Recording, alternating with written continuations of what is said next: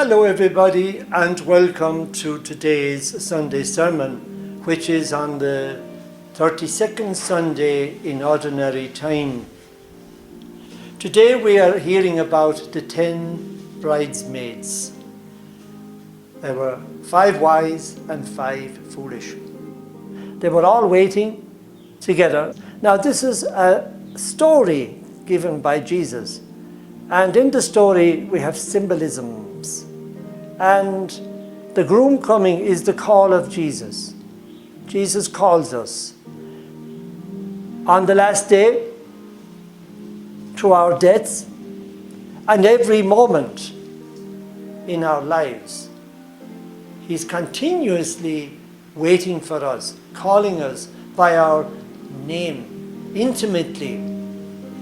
Are we ready is the question. We don't know the day or the hour. We see in the story there is that uncertainty, but there is a waiting. To be ready, we must practice. And we must be familiar with our work. The oil is the symbol of being aware and being ready. Being aware of what?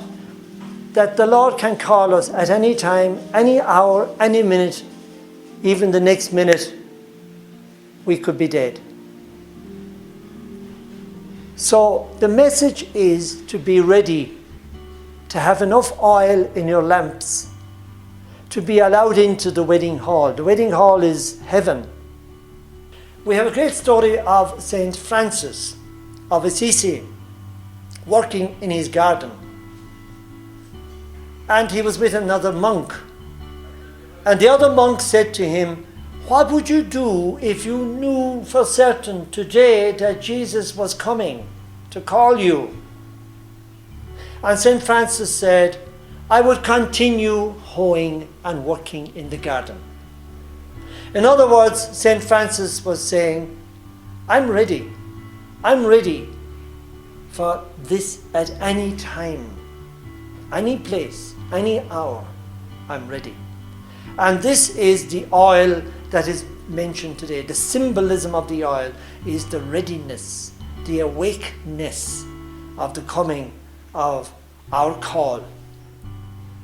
So, today, are we ready? Is the question each and every one of us must ask ourselves. Am I ready? Is Father Tom Casey ready? Can I live today as if 'tis my last day? In other words, am I free from sin? Have I something against my brother or sister? Have I not reconciled? Am I waiting for next year or for 2 days' time? Or am I waiting for the next 3 or 4 hours, the chance to reconcile? I say we should be in a panic. Rush to the scene of reconciliation as fast as we can. Be reconciled with everyone, because we don't know the day nor the hour. We are not ready if we are not at peace with all our brothers and sisters on this earth, and if we are not at peace with our God in obeying His commandments. We are not ready. So, the 5 foolish didn't make it, but they were late. And when they came to the door, the doorman, whom I suspect is God or Jesus himself again, and he says a very, very, very sad statement. He says, "Amen, amen, I say to you, I do not know you." This is one of the saddest statements that anyone can make to another person. But we alienate ourselves in our mind occupancy. What do we occupy our minds with? Our hearts. What is the most important thing to us in our lives? Is it pleasure seeking? Accumulation of wealth and goods? Filling our minds with nonsense that makes us even numb to our calling, to being ready,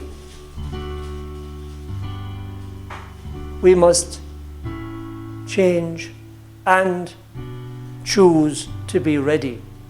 Now, this may seem like a very, very morbid way to live one's life, but in fact, it's a liberating way to live our lives. If we are ready to be called at any time, we are liberated, we are ready. We don't care, in other words, like St. Francis. For any event that we are preparing for in this world, we'll say a wedding, a football match, going on a trip, we have to do some preparation. The symbolism of the playing pitch, we play and we practice. The same way with our faith. Our faith is the vehicle that takes us along. And in our faith, which we have as a gift from God, we have our other great gift, the church, the Catholic Church, which has over the centuries come up with doctrine and moral codes by which we can be guided along on the right path, so that we are ready. Pope Francis has issued his third encyclical on the feast day of St. Francis of Assisi. And it's about being at one with our brothers and sisters in every way, in our concern, in our love, in our caring for them. Pope Francis is very, very adamant that we have this pastoral approach. That's what we mean by pastoral. That sense of motherhood for people, to mother people with kindness and compassion and nourishment, to nurture the sinner and the greatest of sinners. And who are we to say, you are a sinner and I am not? We can never say that. But that compassion and that love, and we never have a right to say, you have committed a terrible crime. We should not have a self-righteous attitude, only an encouraging and a nourishing, a mothering attitude to help the sinner back. And in fact, all of us are in the same boat. We're all sinners. If we don't have, and we have this self-righteous attitude, we are like the 5 foolish virgins who came to the door and knocked, and they were refused entry. We're not ready. We're caught up in the rules and regulations. Our love and concern for others is above and beyond the rules. But it includes the rules as well, if you know what I mean. So therefore, St. Patrick's beautiful prayer, Christ behind me, before me, beside me, above me, below me, in each one that I meet, in each event that goes on. You could even add to St. Patrick's prayer. It is beautiful, and it's a sign of being ready for the Lord's calling at any time. It's not so much that we are waiting for our deaths. It is waiting to do the right thing. The call, the Christian call. We pray that we will be recognized at the door when we come knocking, like the 5 wise virgins, and that the Lord will welcome us in. May the Lord bless you to have a beautiful Sunday,